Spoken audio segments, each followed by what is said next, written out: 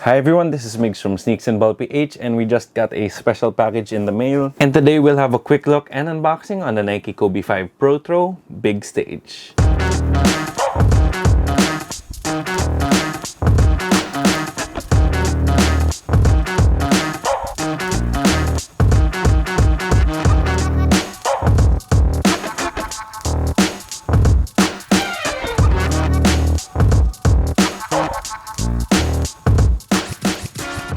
Before we get into the meat of the video, I'd just like to give just a short rant on how Nike kind of butchered Kobe Week for me and for all the Kobe fans around the world. Nike did explicitly say that Kobe Week was to commemorate the life and legacy of Kobe Bryant. However, it was super disappointing how limited everything was and how hard it was to cop a pair. For me, I pretty much had to be on the Nike site and Titan site simultaneously for the whole day, and still I was in danger of not being able to cop a pair. I just feel like all of this limited quantity bullshit is just totally unnecessary, because I really think the way to commemorate Kobe is allowing everyone to rock Kobe's. But that is just my pretty strong opinion, so if you have the same opinion or if you have a different one, please sound off in the comment section down below. Then back to these. So like I said, it took me forever to get a pair of these, but thankfully I was able to grab them for retail. This Kobe 5 Protro Big Stage actually combines two of Kobe's most popular PEs. You have equal amounts of the Big Stage Home Kobe 5 PEs and the Parade Kobe 5 PEs. Of course, this Big Stage Kobe 5 Protro is meant to commemorate his 2010 title run, where Kobe won his 5th NBA championship, his 2nd NBA Finals MVP, and he also got his revenge on the Boston Celtics, who beat the Lakers in the 2008 NBA Finals. And even though this colorway is technically a new colorway, it actually felt like it had even more hype than the Kobe 5 Chaos that released earlier this year. Then with that out of the way, let's get into the unboxing.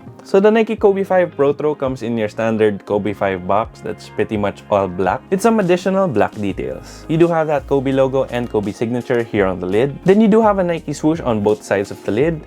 And then here on this side, you have your sizing and colorway information. Then now, time to take a peek at the Big Stage Kobe 5 Protros. So just opening the lid, it's a standard style lid. Then you have your pretty basic paper. And whew, these look really good.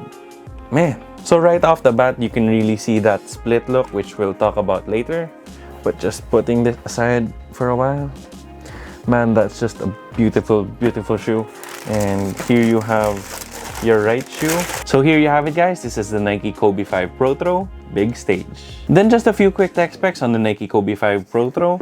For the outsole, you do have that signature heartbeat or pulse design. And for most of the outsole, it does have this milky white translucent rubber. However, you do have this solid rubber portion here where the ball of your foot will lie. I did take my Chaos colorway of the Nike Kobe 5 Protro for a spin a few weeks back, and they did grip the court really well. However, of course, the Chaos colorway has solid rubber on the outsole, so I'm not sure if it'll work as well as that, because sometimes Nike does have that sort of translucent rubber that picks up dust pretty quick. The rubber grooves are also on the shallow and thin side and are pretty soft as well. So with the traction on the Kobe 5 Protro, don't expect it to last too long, especially if you play outdoors. Then moving on to the cushion, this is where they made the most changes from the original Kobe 5s to the Kobe 5 Protro. With the original Kobe 5s, you just had a small volume zoom unit here underneath the ball of your foot, a heel zoom unit, and a Phylon midsole. But with the Kobe 5 Protro, you now have a very large zoom turbo unit here on the forefoot and a nice and soft Cushlon midsole. You no longer have that zoom unit in the heel. However, I really didn't miss it that much, because first of all, I rarely land on my heel, and second of all, that Cushlon midsole is really awesome, so you don't really miss that zoom unit much at all. When I did try the Chaos colorway, the cushion just needed a little bit of breaking in. However, once it did, it was really fun to play in the shoe, because that zoom turbo is still pretty low to the ground, giving you that quick and responsive feeling, but still being bouncy as well. Then the Cushlon midsole itself is super plush underfoot and really does a good job of absorbing impact. Then for the materials, you do have a carbon fiber midfoot shank here at the bottom of the shoe. Then on the upper, it's almost entirely made of fuse. I'm not really a fan of fuse, but at least the fuse on the Kobe 5 is pretty thin. Over time, especially with the heat that you produce when you play basketball or or walk around and run around, the fuse will definitely soften up and feel more comfortable. Then here at the back of the shoe, you have some tightly knit mesh, and it actually does feel sort of thick and premium. Then here at the heel, you have this robust plastic heel counter. Then here on the tongue, you do have that Nike Torch material and some synthetic leather. Then lastly, you have these black premium feeling flat laces. Then for fit and sizing, I did go true to size with the Kobe 5 Protros, and it fit me perfectly. I didn't have any dead space throughout the shoe, and it pretty much fit me 1-to-1. So if you do have a narrow width foot or a normal width foot, then you should go true to size to get that perfect 1-to-1 fit. However, if you are a wide footer, I think this would be pretty uncomfortable if you go true to size, because you do have an almost all fuse upper. So what I would recommend is that you go up half a size or maybe even a full size up. The lockdown from the overall sculpting of the shoe is super nice. Then for the aesthetic details on the shoe, you do have that milky white translucent outsole with this small portion of gold solid rubber here at the forefoot. You also have a section of exposed Cushlon here at the heel, and there you have a gold Kobe logo. Then here at the midfoot, you do have that carbon fiber midfoot shank. Then here on the rubber that comes up to the midsole, you do have some Kobe code here on the forefoot and some Nike Zoom branding here on the heel. Then moving on to the midsole, this is actually where the split look starts. It's definitely very interesting because you can actually see that split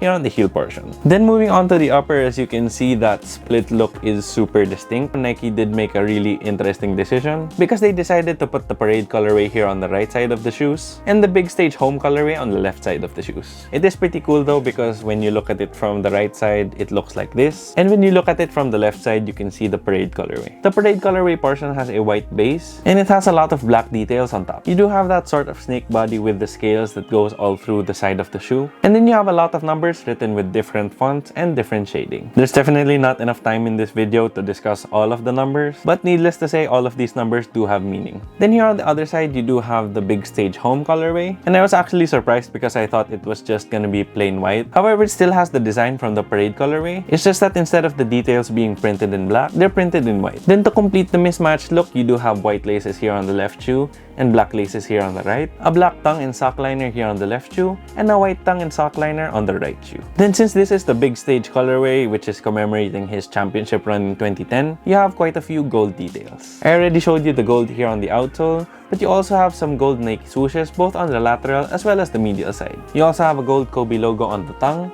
and some gold aglets. Then that mesh here at the back is also in gold, as well as that plastic heel counter. Then on the heel counter, you do have Kobe's signature. And lastly, on the insoles, you have the number 2 on the left shoe and the number 4 on the right shoe. Then for the overall aesthetics, these do look super duper dope, and it's really easy to see why a lot of people really wanted this shoe. I also really love the graphic from the parade colorway, and of course you have that clean look from the big stage home colorway. It is a pretty simple color palette, however this white, black, and gold look is definitely super classic, and it's definitely an awesome color combo. However, if I were to nitpick, I kind of like both of the colorways better on their own, but of course I do understand that this look is pretty cool. If I were to have this mismatched look, I would prefer to have this pattern on the lateral side, because you know, I just really love it when the right shoe is a mirror image of the left shoe, and it's just not the case with this shoe. And the last really minor nitpick is the gold really isn't that gold. It actually has this goldish bronze look up close, and the gold is also not really that consistent, so it's quite dark here on the rubber pieces. It's pretty metallic here on the tongue as well as the Nike swooshes, and then it's pretty dark again here on the mesh as well as the aglets. However, these are still a really fire pair of Kobe 5 Protros, and based on the demand of these shoes, you can definitely say that a lot of people really are in love with this colorway. If I were to give these a letter grade for the overall aesthetics, I'd probably give it an A. Do you think that this colorway is better than the Chaos colorway that released earlier this year? Because for me, even though these look hella fresh and get an A for the aesthetics, the Chaos colorway is simply an A+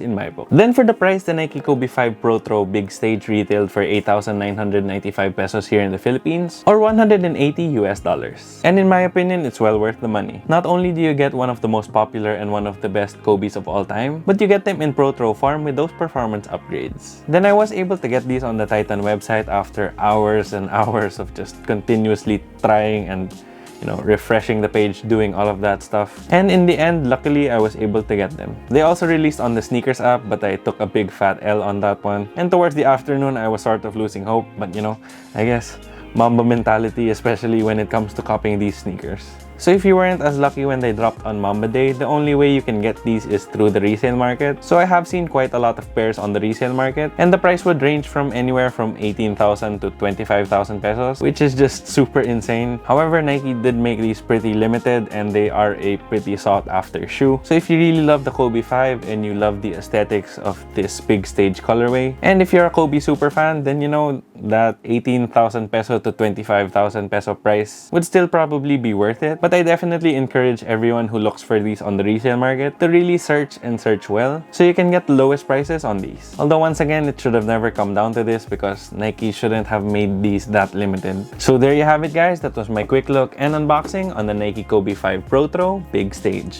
So if you liked the video, please make sure to leave a thumbs up down below. Then if you have any comments, questions, or any suggestions for any future videos, please feel free to leave them in the comment section down below as well. Then today I did unbox the Kobe 5 Protro Big Stage, but I also have the Kobe 5 Protro 5-time champ over there, so definitely stay tuned for that. Then if you haven't already yet, please make sure to subscribe and hit that bell icon for notifications. It would help us out a lot here at Sneaks and Ball PH.